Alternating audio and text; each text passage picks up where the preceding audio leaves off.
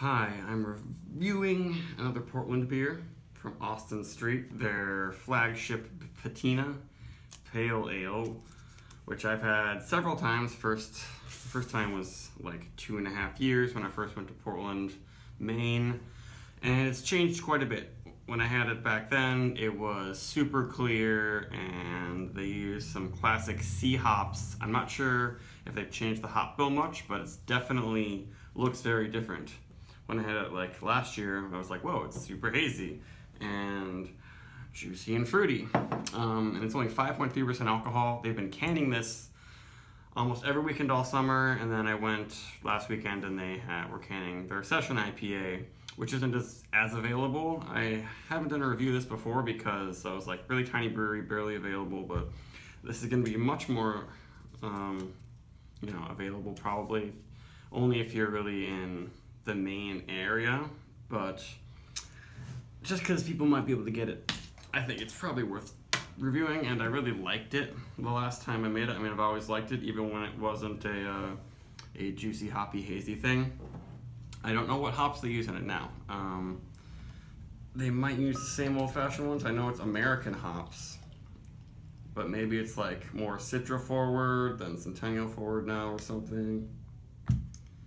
And I can smell it already. This one, oh, I turn this off. Let's get a nice, there we go. Now you can see it glow. It's not really, really murky, but it has a really nice, even haze to it. And it's kind of a really, really pale orange. The head looks pretty good. Some big bubbles popping, but lots of little tiny bubbles that tell me the head should stick around for a while, even though it's nice and hot and humid right now. Yeah, I'm guessing it's a lot of classic C hops, but they do definitely a lot of late hopping and dry hopping, and use a yeast that brings out the really, really orange aromas. Yeah, it smells a lot like orange and grapefruit. Just a little bit of a hint of pine sap, but not West Coast really at all. It's almost smells more like some half-acre beers, some of the better half-acre pale ales and IPAs. It's a little bit hazier for sure, but it might be pretty comparable to Daisy Cutter, though I think it's a little bit paler. I don't know if you know Hazy Cutter's half-acre's Daisy Cutter pale ale. And it's very floral, honey, wildflower honey things going on. Really, really nice aroma, and I'm glad that they do it in a not huge IPA. It's only, I believe, 5.3. I didn't look up exactly. It's got some body to it, but then it finishes a little bit woody. Yeah, I bet they use Cascade and Centennial and those hops, but they do it in a much softer way. It's really fruity, very, very, very light hint of pine. And very refreshing. It's got some body to it and some sweetness. Lots of sweet orange. Well, sweet and bitter, and there's like nice bitter grapefruit, but it's a really nice mixture of sweet and bitter, orange and grapefruit, citrusy things happening. A little bit of a woody finish, herbaceous, almost bergamot, like tea, woody citrus thing going on.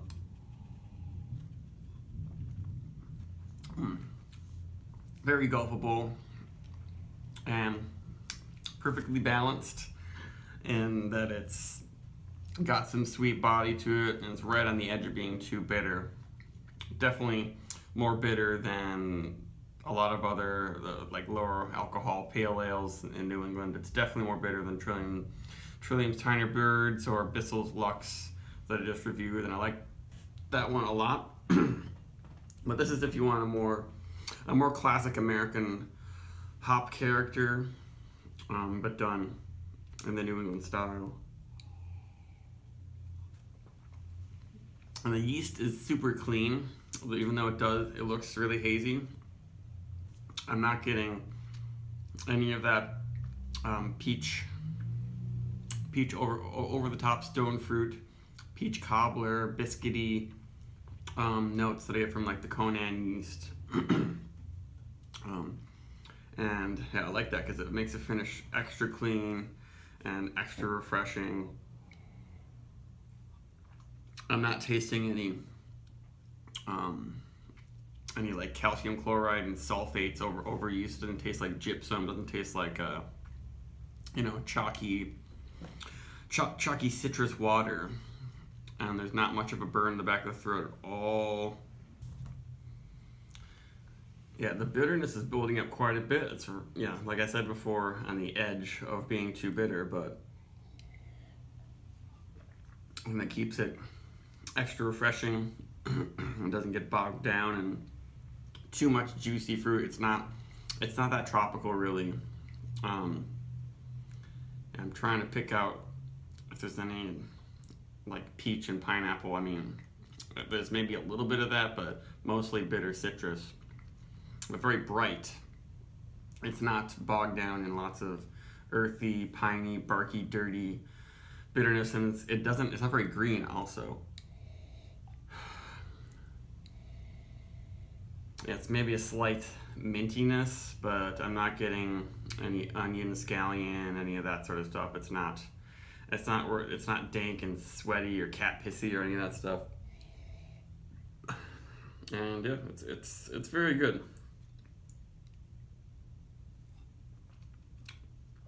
I'd give it a 4.25 at least.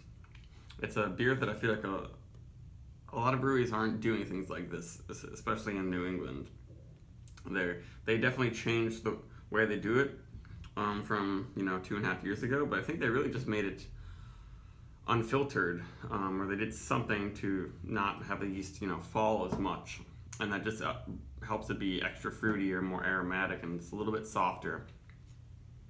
But they didn't totally change the yeast, totally change the hops and everything. I think they probably stuck to the same ingredients for the past couple years they've made it. And it's just something I buy all the time if I could get a pale ale of this quality. And maybe if they call it a session IPA, people would buy it more because it almost has the intensity of a session IPA. Ooh. I don't know if you heard that, but we just had a very close lightning strike that shook the house. But yeah, really, really good beer. It's definitely worth looking after, but it's not going to be your classic New England juice bomb. But it's very nice, alternative to that still is really special and super fruity hop experience. Goodbye.